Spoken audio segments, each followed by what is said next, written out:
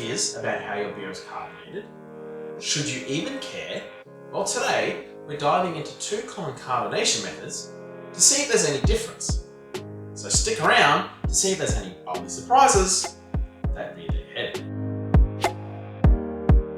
Welcome craft beer explorers, and today I'm going to be using 2 beers that we made on the channel previously to test forced carbonation versus bottle conditioning in beers. So we have the dark wheat beer, which is the basis for FWIT, our professionally made, commercially available beer, and also the Rojishka that we made on the channel as well. So I have some bottles of those beers, and I've also got them on tap in the keg. So that'll be perfect for testing what the differences are between bottle conditioned and forced carbonated beers.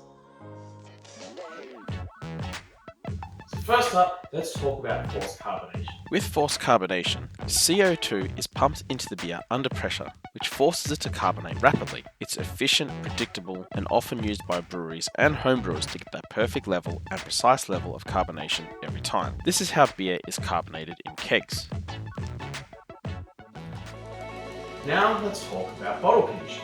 Bottle conditioning is the classic and traditional approach to carbonating beer. It's a very common and easily accessible way to carbonate homebrew beers. It's cheap and doesn't require any specialized equipment. You basically add a small amount of sugar or perhaps unfermented wort to the beer before sealing it in the bottle. This only works if there is yeast in the bottle, so this cannot be used if all the yeast has been filtered out or if the yeast has been pasteurized. As the yeast consumes the extra sugar in the bottle, it produces a little bit more alcohol and it produces CO2 naturally, giving the beer its carbonation over time. Now, there are commercially available examples of bottle conditioned craft beer, and I have come across 1 or 2, but it is very uncommon, and by far and away the most common method of carbonating beer is definitely forced carbonation. And particularly at that level and that scale, forced carbonation would definitely be a lot more reliable and easier. And if you've already got the equipment to do it, because if you're setting up a whole brewery and spending all that money on the equipment, you're going to have the equipment to do it.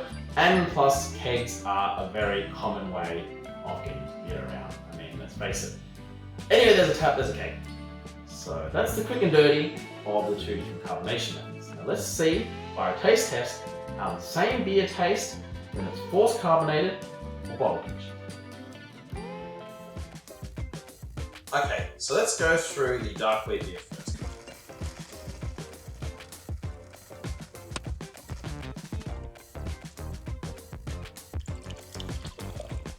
Some of the unreliability of bottle carbon right there. It's not my fault, I swear.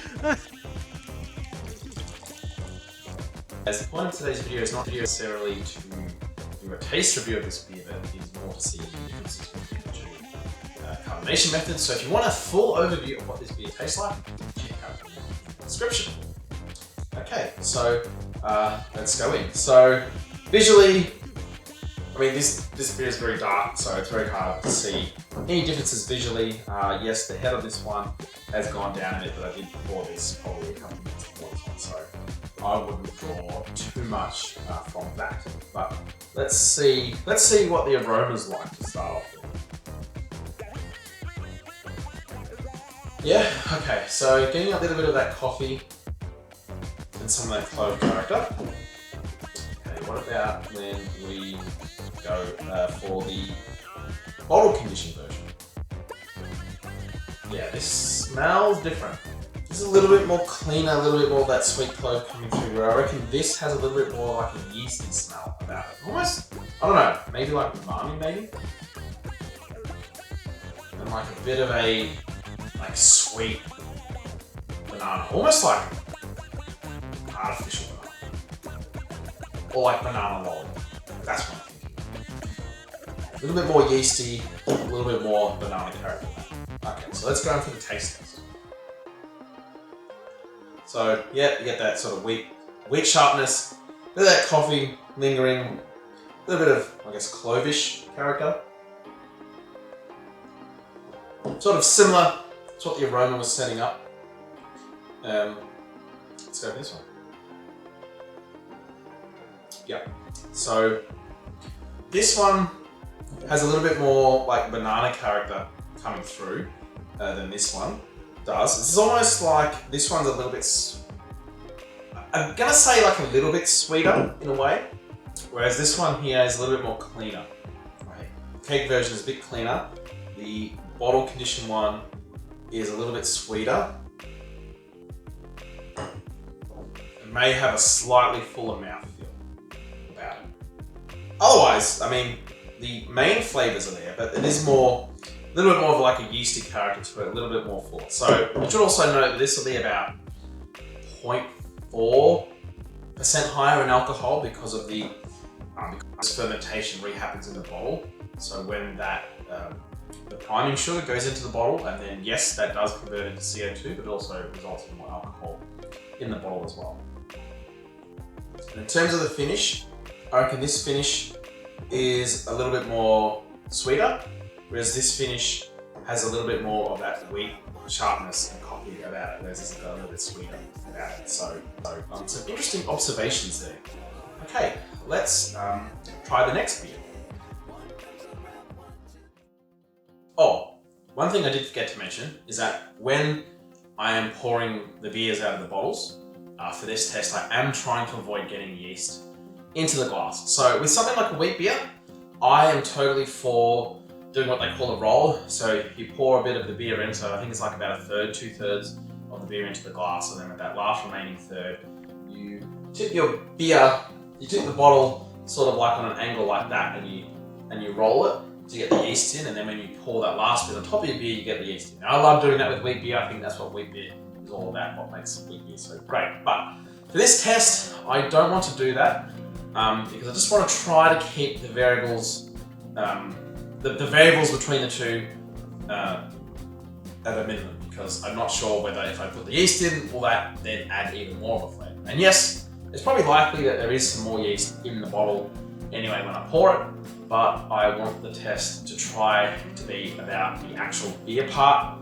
without then adding that yeast on top as well. So I thought I'd just mention that and add that in for anyone who's curious.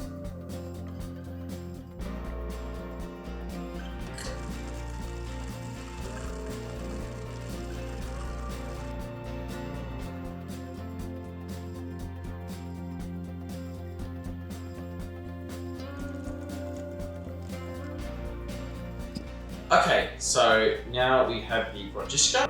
Full breakdown of how this tastes, I will link that below. First thing, I will say that this one, the Boar's carbonated one, is definitely, the head has longer, because I did pour this a couple minutes before I poured the bottle conditioned one, and the head is still around, and the head has a lot tighter bubbles and it's a lot more fluffy. Whereas this one has got sort of larger bubbles and that has sort of dissipated a little bit. So one of the things with forced carbonating is that you can control the level of carbonation a lot easier than you can with bottle conditioning. So with bottle conditioning, I just do the same amount of sugar all the time. I find it easier to just do the same amount. The level of carbonation will be different between the two. But let's go in and see what the aroma is like. Oh, and also in terms of visuals as well, I think the one in the bottle is actually a little bit more cleaner as well, which is interesting. In terms of the appearance, this is more clear than the kegged version, which is interesting because I thought if anyone was going to be more cloudy, it would be the bottle conditioned one, because it actually got a big layer of yeast on the bottom of the bottle. So, yep, alright, so we're getting that sort of as we expected. So, just to let you know as well, when we did the review of the taste test review for these two beers, it was with the kegged version as well. So, that is, at least in my mind, what I'm expecting to taste. So the keg versions have tasted the same as they did when I first tried it. I mean, who would have thought, right? So anyway, we are getting what we expect with the keg version of this beer. Nice floral aroma and a little bit of subtle smokiness as well. Let's go and give the bottle conditioned one a whiff. Ooh, that's... yeah, it's got like this umami kind of yeasty smell about it. Almost like savoury, not even mushrooms. Yeah, this has definitely got like a yeasty umami smell to it, but this is a bit more sweeter, and you can almost detect like just like a sweet banana Riesta, potentially in that one as well. So what about the actual taste?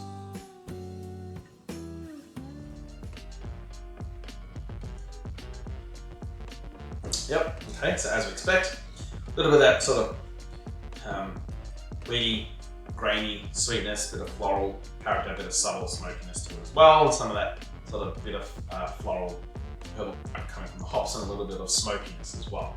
So, how does this compare to the bottle conditioned one? I must say, I think the umami flavour in here is not as strong as the smell. So I think the smell and the aroma give a lot more of the yeasty vibe than what the flavour of the beer actually does. But it's still there. This has got a bit of a fuller mouthfeel as well. I'm not sure whether because this one's got a fuller mouthfeel, but it also feels a bit saltier as well. It could just be that maybe there's like umami notes coming through from the yeast. There's yeasty umami notes coming through with a little bit of saltiness and a bit of a fuller mouthfeel. It makes it feel like it's more salty, almost like it, I don't know, eating bacon or something, but not quite. Reminiscent of that. But yeah, some interesting observations there as well.